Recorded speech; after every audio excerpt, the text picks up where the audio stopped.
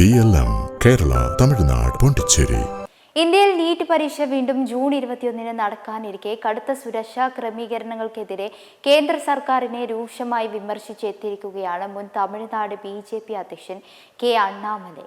വ്യോമസേനയുടെ എയർലിഫ്റ്റും CRPF-ഉം AI ക്യാമറകളും ഉൾപ്പെടെയുള്ള വൻ സുരക്ഷാ സന്നാഹം വിദ്യാർത്ഥികളിൽ കടുത്ത മാനസിക സമ്മർദ്ദമുണ്ടാക്കുമെന്നാണ് അണ്ണാമലൈ ആരോപിക്കുന്നത്. മെയ് 3 നടന്ന നീറ്റ് പരീക്ഷ വ്യാപകമായ ക്രമക്കേടുകളെയും പേപ്പർ ചോർച്ചയെയും തുടർന്നായിരുന്നു കേന്ദ്ര സർക്കാർ റദ്ദാക്കിയത്.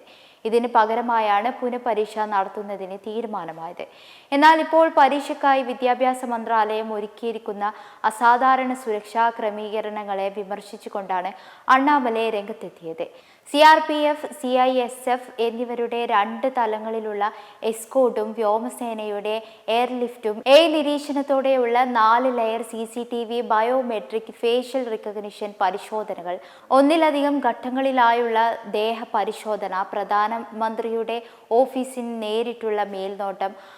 അതെ, നിങ്ങൾ വായിച്ചത് ശരിയാണ്. ഇതൊരു വലിയ സൈനിക സോഫ്റ്റ്വെയർ വാങ്ങാനുള്ള സുരക്ഷാ ക്രമീകരണമല്ല, മറിച്ച് ജൂൺ 21 നീറ്റ് പുനഃപരിശോധനയ്ക്കായി വിദ്യാഭ്യാസ മന്ത്രാലയം ഒരുക്കിയിരിക്കുന്നതാണ് എന്നായിരുന്നു അണ്ണാമലൈ ഫേസ്ബുക്കിൽ കുറിച്ചത്.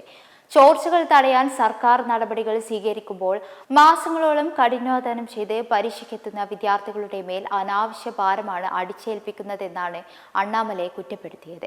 പരീക്ഷാ ഹാളിന് മുന്നിൽ കടുത്ത പരിശോധനകളും പരീക്ഷാ സമയം 180 മിനിറ്റിൽ നിന്ന് 195 മിനിറ്റായി ഉയർത്തിയതും വിദ്യാർത്ഥികളുടെ ഭയം ഇരട്ടിയാക്കും. പരീക്ഷാ പീഡനം കുറയ്ക്കണമെന്ന ദേശീയ വിദ്യാഭ്യാസ നയത്തിന്റെ ലക്ഷ്യങ്ങളെ തന്നെ ഇത് ഇല്ലാതാക്കുമെന്നും വ്യക്തമാക്കി. അതോടൊപ്പം ഇത്രയൊക്കെ സുരക്ഷ ഒരുക്കിയിട്ടും വിദ്യാർത്ഥികൾക്ക് ഇപ്പോഴും അഡ്മിറ്റ് കാർഡുകൾ ഡൗൺലോഡ് ചെയ്യാൻ സാധിക്കുന്നില്ലെന്ന പ്രശ്നത്തെ കുറിച്ചും അണ്ണാമലൈ ചൂണ്ടിക്കാണിക്കുന്നുണ്ട്. അതേസമയം പ്രശ്നങ്ങൾക്ക് അർത്ഥവത്തായ പരിഹാരങ്ങളാണ് വേണ്ടത്.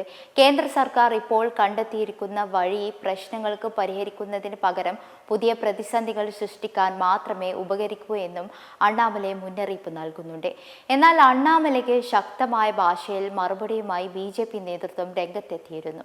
വലിയ തോതിൽ പരീക്ഷ നടത്തുമ്പോൾ ബയോമെട്രിക് പരിശോധന, CCTV നിരീക്ഷണം, കനത്ത സുരക്ഷാ പരിശോധന എന്നിവയെല്ലാം തികച്ചും സ്വാഭാവികമായ നടപടിക്രമങ്ങൾ മാത്രമാണെന്നാണ് BJP നേതാവ് വിനോദ് സെൽവം മറുപടി നൽകിയത്. കൂടാതെ ഇത്തരം സുരക്ഷാ മാനദണ്ഡങ്ങൾ പരീക്ഷാ സമ്പ്രദായത്തിന്റെ സുതാര്യത ഉറപ്പാക്കാൻ ആവശ്യമാണെന്നാണ് വ്യക്തമാക്കിയത്.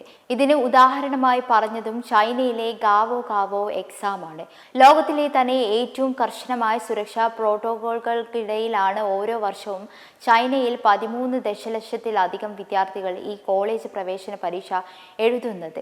അവിടെ ആരും അതിനെ പരീക്ഷാ സമ്പ്രദായത്തിന്റെ സൈനികവൽക്കരണം എന്ന് വിളിക്കാറില്ലെന്നും മറിച്ച് മെറിറ്റ് സംരക്ഷിക്കുന്നതിനുള്ള നടപടിയായാണ് കാണുന്നതെന്നും വിനോദ് സെൽവം ഓർപ്പിച്ചു. പരീക്ഷാ സമ്പ്രദായത്തിൽ പൂർണ്ണമായ വിശ്വസ്തതയാണ് ഉണ്ടാകേണ്ടതെന്നും അല്ലാതെ പരീക്ഷാ നടപടികൾ കർശനമാകുമ്പോഴെല്ലാം അതിനെ രാഷ്ട്രീയമായി ഉപയോഗിക്കാനുള്ള ശ്രമങ്ങളല്ല ഉണ്ടാകേണ്ടതെന്നും വിനോദ് സെൽവം മറുപടിയായി പറഞ്ഞു. മെമ്പർമാരുടെ നിക്ഷേപങ്ങൾക്ക് ഉയർന്ന ലാഭവിഹിതം നൽകുന്ന കേന്ദ്ര സർക്കാർ സഹകരണ registered society Bharat Lajna multi state housing cooperative society limited.